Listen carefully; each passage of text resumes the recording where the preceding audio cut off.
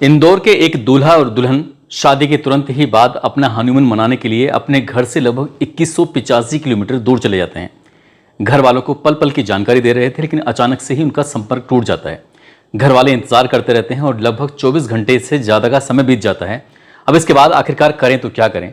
तभी दुल्हन का भाई और दूल्हे का भाई दोनों ही उसी 2185 किलोमीटर दूर पहुंच जाते हैं। वहां जाने के बाद एक अपनी बहन को तलाश कर रहा था तो एक अपने भैया को तलाश कर रहा था। आसपास के लोग कोई मदद ही नहीं कर पा रहा था। पुलिस स्टेशन जाते हैं तो वहां भी कोई नहीं सुनवाई हो रही थी। तभी इनके दिमाग में आता है कि आखिरकार करें तो क्या करें। उन्होंने सोचा कि क्यों ना सोशल मीडिया पर जो काम करने वाले इन्फ्लुएंसर होते हैं उनसे मदद मांगी जाए। कुछ यूट्यूबरों से, कुछ वैसे लोगों से मदद मांगते हैं। कहते हैं कि ये एक फोटो है और इस फोटोग्राफ में दिखने वाले दूल्हा और दुल्हन दोनों ही अचानक से लापता हो गए हैं। कोई भी इसके बारे में अगर सूचना देगा तो हम उसको 5 लाख रुपए भी देंगे, बस उन्हें ढूंढवाने में मदद कर दीजिए। बस फिर क्या था, इसके बाद ये फोटो सोशल मीडिया पर इस कदर वायरल हो जाता है। शायद ही देश का कोई ऐसा हिस्सा होगा, शायद ही देश का कोई ऐसा व्यक्ति होगा जिसके मोबाइल में ये फोटो बहुत तेजी के साथ फैलता नहीं है, वायरल नहीं होता है। अब चाहे उस प्रदेश के मुख्यमंत्री हो जिस प्रदेश से वो घूमने के लिए गए थे, या फिर जिस प्रदेश में घूमने के लिए गए हुए हैं वहां पर उसके भी मुख्यमंत्री हो, या फिर भारत के गृह मंत्री के मोबाइल में भी ये फोटो पहुंच जाता है। सबके सब सक्रिय होते हैं। जो पुलिस पहले हीला हवाली वाला रवैया अख्तियार कर रही थी, उसके बाद पुलिस भी सक्रिय हो जाती है और तलाश जब शुरू होती है, जिसकी कतई उम्मीद नहीं की थी, जब वो होता है तो उसके बाद फिर घर वालों का रो रो कर बुरा हाल हो जाता है। दरअसल दूल्हा जब मरी हुई अवस्था में मिलता है और दुल्हन की तलाश जारी होती है तो परिवार वाले सोचकर हैरान थे, परेशान थे कि आखिरकार ये हुआ क्या था। आज की इस कहानी के माध्यम से हम यही जानने की, यही समझने की कोशिश करते हैं कि आखिरकार उस दूल्हे और दुल्हन के साथ हुआ क्या था। आदाब, नमस्कार, सत श्री अकाल। मैं उस्मान सैफी। आज की जो सच्ची घटना मैं आपको सुनाने जा रहा हूं, ये सच्ची घटना है मध्य प्रदेश का एक शहर है इंदौर। दरअसल इंदौर के ही कैंट रोड पर एक जगह लगती है साकार नगर। वहीं का रहने वाला एक लड़का जिसका नाम होता है राजा रघुवंशी, जो कि ट्रांसपोर्ट का काम करता है। उम्र लगभग 30 साल के आसपास है।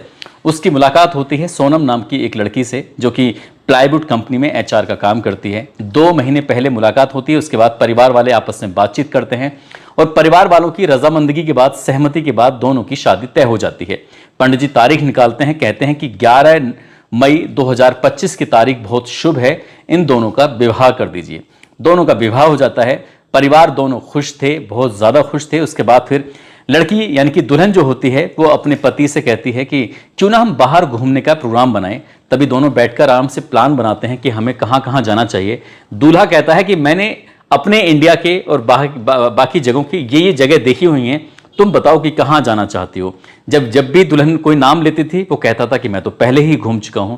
इस तरह से फिर ये बात आती है कि मां कामाख्या देवी के दर्शन भी हो जाएं और हम घूम भी आएं। तभी ये बात तय होती है कि यहाँ ठीक है, गुवाहाटी के पास एक जगह है शिलोंग, जो कि मेघालय प्रदेश की राजधानी लगती है। वहीं बहुत अच्छी अच्छी जगह हैं, झरने हैं, पहाड़ियां हैं, हम लोगों को वहीं चलना चाहिए। और इसके बाद फिर दुल्हन अपनी तरफ से ही हवाई जहाज की जो टिकट थे, फ्लाइट की टिकट तय कर देती है और ये दिन तारीख भी तय कर देती है कि हमें जाना कब है और वापस लौटकर कब आना है। उसके लिए क्या क्या प्लानिंग होती है, क्या क्या पैकिंग हो सकती है, क्या क्या सामान लेके जा सकते हैं। पूरी तैयारी के साथ घर से निकल जाते हैं। और जब घर से निकलते हैं 20 मई 2025 को उनकी जो फ्लाइट थी वो इंदौर से चलती है और सीधा बेंगलोर पहुंचती है। बेंगलोर से गुवाहाटी जाती है। गुवाहाटी जाने के बाद ये सबसे पहले दर्शन करते हैं मां कामाख्या देवी के, और दर्शन करने के बाद फिर यहां से अब शिलोंग की यात्रा की तरफ निकल जाते हैं। जो भी हो रहा, जहां भी जा रहे थे वहां पल पल की जानकारी परिवार वालों को दे रहे थे कि अब यहां चले गए हैं, हम अब ये देख रहे हैं। इस तरह से खुशियों की जो पल थे आपस में शेयर कर रहे थे। और ऐसे ही करते करते 23 मई 2025 की दोपहर 1:45 के आसपास जो इस दुल्हन की सास होती है, उमा नाम है उनका, वो अपने बहू को फोन करती हैं। लेकिन बहू जब बात कर रही थी तो वो हाँप रही थी, यानी कि ऐसा लग रहा था उस बातचीत से जैसे क्या वो किसी पहाड़ी को चढ़ने की कोशिश कर रही हों और चढ़ते चढ़ते उनकी सांस फूल गई है, जिससे क्या बातचीत करने में थोड़ी दिक्कत हो रही थी। सास ने पूछा कि क्या स्थिति है, कहाँ हो, तो वो बताती हैं कि मैं पहाड़ी चढ़ रही हूँ। उनसे पूछा जाता है कि बेटा तुम इतनी ऊंचाई पे जाने की जरूरत क्या है, आपको एक काम करना चाहिए, नीचे से देख लो, आपको इतनी थकावट भी नहीं होगी और वैसे भी आपका व्रत है। सास और बहू दोनों आपस में बहुत अच्छे से बातचीत कर रही थी। तभी बहू कहती है अपनी सास से कि माँ जी मैं आपको बाद में फ़ोन करती हूँ, और यहाँ कुछ नेटवर्क की भी थोड़ा इशू है, दिक्कत है, इसलिए हम बाद में बात करेंगे। जब इसी तरह की बात थी, आखिरकार ये बातचीत का सिलसिला इनका चल ही रहा था और ये जब फ़ोन कट जाता है तो अब सास इंतज़ार कर रही थी कि आखिरकार बहू का फिर से फ़ोन आएगा, लेकिन फिर से फ़ोन ही नहीं आता। जब उमा बार बार अपनी बहू और बेटे को फ़ोन लगा रही थी तो फ़ोन नहीं लग रहा था। 23 तारीख भी गुजर जाती है, 24 तारीख को भी कई बार कोशिश की जाती है। जब बात नहीं बन पाती तब दूल्हे के जो बड़ा भाई होता है, नाम सचिन होता है, दूसरे भाई का नाम विपिन होता है। सचिन और विपिन से माँ कहती है कि बेटा मैं कई बार कोशिश कर चुकी हूँ, कई बार ट्राई कर चुकी हूँ, लेकिन बेटे से बात नहीं हो पा रही। बेटा का नाम राजा रघुवंशी होता है और बहू का नाम होता है सोनम रघुवंशी। दोनों में से किसी से बातचीत नहीं हो पाती है। तभी बात लड़की के मायके वालों तक पहुंच जाती है। लड़की का भाई जो होता है उसका नाम गोविंद होता है और लड़के का भाई जो मझला भाई होता है विपिन, दोनों आपस में सलाह मशवरा करते हैं और कहते हैं कि हम दोनों को वहां मौके पर जाना चाहिए। यानी कि इंदौर से वो जो जगह है शिलोंग जहां पर वो गए थे घूमने के लिए, वो लगभग 2185 किलोमीटर दूर है। दोनों भाई इमरजेंसी अपने फ्लाइट का टिकट करते हैं। आखिरकार उस जगह पर पहुंच जाते हैं और वहां जाने के बाद आसपास के लोगों से बातचीत करने की कोशिश कर रहे थे। एक अपनी बहन को तलाश करने की कोशिश कर रहा है तो एक अपने भाई को तलाश करने की कोशिश कर रहा है। कोई सफलता मिल नहीं पा रही थी। आखिरकार ये 25 मई 2025 को वहां पहुंच जाते हैं। इनसे जो संपर्क टूटा था वो 23 मई को टूटा था, 24 मई, 25 मई। अब आसपास के लोग कोई मदद करने को तैयार नहीं था। सबसे बड़ी दिक्कत तो यह आ रही थी कि जो भाषा थी वो उनकी भाषा इनको समझ में नहीं आ रही थी और इन आपस में एक दूसरे की भाषा समझने में असमर्थ हो रहे थे, दिक्कत हो रही थी। तभी भाई ने कहा कि यहां से कुछ मदद नहीं हो पाएगी। वापिस वो इंदौर फोन करते हैं, कहते हैं कि यूट्यूबर्स की मदद मांगो और वो इस फोटो को जब सोशल मीडिया पर अपलोड करेंगे, वायरल करेंगे तो शायद ये बात सरकार तक पहुंचेगी, पुलिस प्रशासन तक पहुंचेगी। साथ ही तुम लोकल की पुलिस से जाकर संपर्क करो कि यहाँ की पुलिस तो कुछ सुन ही नहीं रही है। मेघालय की जो पुलिस थी जो शायद उनके परिवार वालों की बातों को समझने की कोशिश नहीं कर रही थी, क्योंकि 2 लोग जो गायब थे उससे पूरा परिवार हिल जाता है, डुल जाता है। इधर इंदौर में ये घर वाले परिवार वाले कोशिश कर रहे थे। पुलिस कमिश्नर जी से मुलाकात करते हैं, कमिश्नर संतोष सिंह से। संतोष सिंह इस मामले को गंभीरता से लेते हैं। वो डीसीपी क्राइम ब्रांच के राजेश कुमार त्रिपाठी जी को आदेश करते हैं, कहते हैं कि आप इस मामले को देखिए। इसके बाद फिर शिलोंग की पुलिस को फोन किया जाता है। उधर फोटो बहुत तेजी के साथ वायरल होने लगता है और देखते ही देखते फोटो ये मध्य प्रदेश के मुख्यमंत्री तक पहुंच जाता है, मेघालय के मुख्यमंत्री तक पहुंच जाता है, भारत सरकार के गृह मंत्री तक पहुंच जाता है। उसके बाद फिर मैसेज किए जाते हैं, आदेश दिए जाते हैं, तब जाकर पुलिस सक्रिय होती है तो आखिरकार फिर ढूंढना शुरू करते हैं। तो सबसे पहले सागर सेन सामल का ये जानकारी मिलती है। ये वो व्यक्ति होता है जिसने कि अपनी स्कूटी उनको दी थी दंपति को। 4 दिन के लिए स्कूटी मांगी गई थी कि हम लोग स्कूटी लेकर हम इस आसपास के जो इलाका है इसको घूमना चाहेंगे और इसके लिए स्कूटी मिल जाती है। ये जितने भी हिल स्टेशन होते हैं वहां पर वाहन आसानी से मिल जाते हैं। आपको कुछ पैसे जमा करने पड़ते हैं, कुछ ऐसे पहचान पत्र जमा करने पड़ते हैं। उसके बाद फिर आप उसे कितने भी दिन तक रख सकते हैं, उसके बदले में आपको सिर्फ पैसे देने पड़ते हैं। तो ML05AA1472 आखिरकार ये स्कूटर था जिस स्कूटर पर वो लगातार घूम रहे थे। उससे पूछा जाता है, वो कहता है कि मेरे स्कूटर में जीपीएस लगा हुआ है, मैं इसके माध्यम से भी पता करता हूं। इधर तो ये पता करने की कोशिश कर रहा था। उधर जहां स्कूटर की अंतिम लोकेशन पाई जाती है वो होता है ओसरा हिल्स, जो कि डबल डेकर के आसपास बताया जाता है। अब इधर से ही किसी ने फोन किया था, जो गांव के आसपास का मुखिया होता है, वो बताता है कि यहां पर एक स्कूटर है जो लावारिश हालत में खड़ा हुआ है। पुलिस मौके पर पहुंचती है तो स्कूटर में चाबी लगी हुई थी। अब दोनों आपस में संपर्क करते हैं। उधर विपिन और साथ ही जो गोविंद होता है वो पुलिस से संपर्क में था, जो आसपास के लोकल वाले थे उनसे भी संपर्क में था। अब इसके बाद पुलिस भी सक्रिय हो जाती है। 6 टीमें बनाई जाती हैं। 6 टीमों में लगभग 35 ऑफिसर होते हैं। अब चाहे वो एसडीआरएफ की टीम हो या एनडीआरएफ की टीम हो, वो अपनी तरफ से पूरी तमाम कोशिश कर रहे थे। लेकिन जिस इलाके में अंतिम लोकेशन पाई जाती है उस इलाके में लगातार बारिश भी हो रही थी, कोहरा भी था। ऐसे में ढूंढ पाना बहुत ज्यादा मुश्किल हो रहा था। हालांकि लगातार कोशिश कर रहे थे और एक एक करके दिन ऐसे ही बीत रहे थे। आखिरकार 11 दिन बीत जाते हैं और 2 जून की यह बात है, 11 बजे के आसपास का समय हो रहा था। इलाका लगता है रियात अर्लिंग यांग, जो कि वेई साहब डोंग की जगह एक पार्किंग स्थल होता है। पार्किंग स्थल के नीचे लगभग 1000 फुट की गहराई के नीचे एक बॉडी दिखाई देती है, जो कि ड्रोन के माध्यम से देखी गई थी। आखिरकार उस बॉडी को बाहर निकाला जाता है। वो काफी डिकम्पोज हो चुकी थी, जिसकी वजह से पहचान पाना बहुत मुश्किल हो रहा था। घर वाले परिवार वाले जो होते हैं वो आखिरकार वो आसपास ही थे, उनको दिखाया जाता है कि क्या आप देख सकते हैं एक बॉडी मिली है। बॉडी को देखकर हालांकि चेहरे से तो पहचान नहीं हो रही थी, लेकिन सीधे हाथ पर लिखा हुआ था राजा, और राजा ही गायब था। राजा रघुवंशी की जब उसे देखा जाता है, साथ ही उसके हाथ की कलाई पर एक घड़ी बंधी हुई थी। वो घड़ी इलेक्ट्रॉनिक घड़ी होती है, जिसकी वजह से पहचान लेते हैं कि ये तो मेरे सबसे छोटे वाले भाई की घड़ी है। आखिरकार फिर ये जांच पड़ताल शुरू होती है और जांच पड़ताल होने के बाद ये इस जो शव होता है वो पोस्टमार्टम के लिए भेजा जाता है। शिलोंग नॉर्थ ईस्टर्न एक जगह लगती है, वहां पर इंदिरा गांधी क्षेत्रीय स्वास्थ्य एवं आयुर्विज्ञान संस्थान होता है, वहां बॉडी को पोस्टमार्टम के लिए भेजा जाता है। पोस्टमार्टम की तैयारी हो जाती है, लेकिन जो दुल्हन होती है वो मिल नहीं पाती।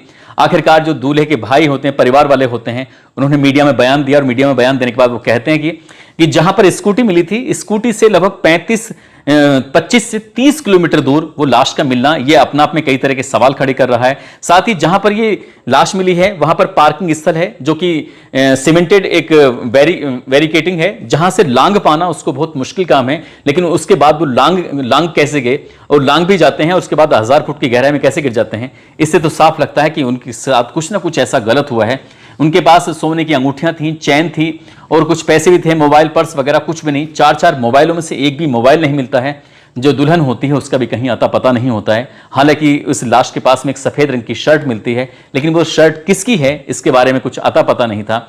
साथ ही जब इन्होंने अपने स्तर से, जो लड़की का भाई होता है और लड़के का भाई होता है, इन्होंने अपनी स्तर से जो कोशिश की थी, तो उनको शंका थी कि कहीं ना कहीं गाइड ने उनको मिसगाइड किया था, और मिसगाइड करने की वजह से वो ऐसे इलाके में पहुंच जाते हैं जो बहुत खतरनाक इलाका है, जहां पर लुटेरे रहते हैं, बदमाश रहते हैं, वहां पर गुंडागर्दी होती है। वहां आसपास कोई काफी दिनों से कोई आता जाता भी नहीं था। आखिरकार वो वहां कैसे पहुंचे, कहीं ना कहीं इसमें गाइड का भी रोल हो सकता है। रेस्टोरेंट वाले से भी बात आती है सामने की, उससे झगड़ा होता है कि रेस्टोरेंट वाले से राजा का झगड़ा किस बात पे हुआ था, पुलिस को जांच करनी चाहिए, इसे जांच करेंगे तो शायद। साथ ही उनके एक होटल के अंदर रिसेप्शन के पास में दोनों बैग मिल जाते हैं। दोनों बैग वहां क्या कर रहे थे, जबकि उनको अच्छा खासा कमरा लेना था, तो क्या वजह थी कि उनका सामान यहां पर रखा हुआ था, इसमें भी जांच होनी चाहिए। साथ ही एक्टिवा वाले की जो मंशा थी, उस पर भी मंशा पर कई तरह के सवाल खड़े हो रहे हैं कि आखिरकार इनके उसकी कुछ मंशा है। तो इन्होंने जांच पड़ताल की मांग की है, और जांच पड़ताल की मांग करने के बाद हालांकि मेघालय की पुलिस ने एसआईटी गठन की बात की है और इस मामले को उच्च स्तरीय जांच कराने की बात की है, ताकि दूल्हा क्यों गायब हुआ था, दुल्हन कहां है, उसके बारे में पता निकल सके। लेकिन जो घर वाले हैं वो कहते हैं साफ साफ कि इस मामले में सीबीआई जांच होनी चाहिए। सीबीआई जांच के बाद ही सब कुछ चीजें स्थिति साफ क्लियर हो सकेंगे, क्योंकि जिस तरह से मेघालय की पुलिस ने शुरुआत में काम किया था, उससे तो लग रहा है कि शायद वो इसमें पूरी तरह से ईमानदारी से काम नहीं कर पाएगी। इधर जो लगातार बारिश पड़ रही है, और जब बारिश होती है तो मिट्टी भी दरकती है, जमीन भी खिसक सकती है, और ऐसे में लगातार ऐसे ही चलता रहा तो सोनम की अगर साथ कोई अगर हादसा हो गया होगा तो शायद उसको ढूंढ पाना इतना मुश्किल हो जाएगा। और वैसे भी 11-12 दिन का समय बीत चुका है। ऐसी स्थिति में सोनम के साथ क्या हुआ होगा क्या नहीं, सहज ही अंदाजा लगाया जा सकता है, जिस तरह से दूल्हा यानी कि जो राजा रघुवंशी होती है उसके साथ। अब इसके बाद फिर पुलिस प्रशासन अपने देश की मीडिया और सोशल मीडिया पर लगातार इंदौर के दंपति के बारे में चल रहा था, लेकिन परिवार वालों ने यह बिल्कुल कतई उम्मीद नहीं की थी जो उस दूल्हे के साथ होता है वो वाकई वो भयानक होता है। अभी पुलिस की जांच का विषय है कि क्या वाकई लूट या बदमाशों ने इस तरह की घटना को अंजाम दिया है, या फिर अपना आप से वहां पहुंचे हैं। जो भी होगा वो जांच के बाद स्पष्ट हो सकेगा, लेकिन परिवार वाले कहते हैं कि सीबीआई से पहले इसे कोई जांच पड़ताल नहीं कर सकता। दोस्तों, इस पूरे घटनाक्रम को सुनाने का उद्देश्य किसी को परेशान करना नहीं है, किसी का दिल दुखाना नहीं है, बल्कि आपको जागरूक करना है, आपको सचेत करना है। जिस तरह से लोग अपनी खुशियों को बांटने के लिए दूसरी जगहों पर पहुंचते हैं, खासकर हिल स्टेशन पर या फिर ऐसी टूरिस्ट पैलेस पर पहुंचते हैं, ऐसे में वहां लोकल वालों की बड़ी जिम्मेदारी बनती है कि उनके साथ वो अच्छे से पेश आए, उनकी मदद करें, क्योंकि मदद करेंगे तो वो जाकर उनका प्रचार करेंगे, और प्रचार करेंगे तो फिर लोग ज्यादा घूमने आएंगे, और लोग ज्यादा घूमने के लिए आएंगे तो जाहिर सी बात है फिर किसी को इनकम भी होगी और उसकी तरक्की भी होगी। ऐसी स्थिति में जब दूल्हा दुल्हन ये घूमने का प्लान बना रहे थे तो ये एक तरफ से आवाज आती है कि एक काम करते हैं, श्रीनगर घूमने के लिए चलते हैं, वहां बहुत अच्छी जगह है, देख सकते हैं। लेकिन तभी घर वाले कहते हैं कि वहां पर अभी आतंकवादी वारदात हुई थी, घटना हुई थी, वहां जाना तुम्हारे लिए खतरे से खाली नहीं है।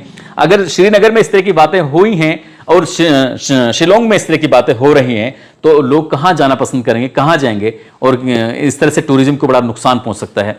अगर घर वालों ने, परिवार वालों ने यूट्यूबर्स का सहारा न लिया होता, उसके बाद ये सोशल मीडिया पर वायरल ना होता, मुख्यमंत्री और जो गृह मंत्री हैं और उसके बाद फिर पुलिस प्रशासन सक्रिय ना होता, तो शायद मदद ना मिल पाती, दूल्हा नहीं मिल पाता। लेकिन क्या सभी के लिए इस तरह से यूट्यूबर्स को सामने आना पड़ेगा? क्या जब मामला हाईलाइट होगा तभी पुलिस प्रशासन जागेगा? पुलिस को अपनी जिम्मेदारी निभाते हुए ईमानदारी से काम करना चाहिए, और किसी की बेटा, किसी बेटी के साथ कोई अप्रिय घटना ना हो, इसके लिए शुरुआत से ही सजग रहना चाहिए। दोस्तों, जाते जाते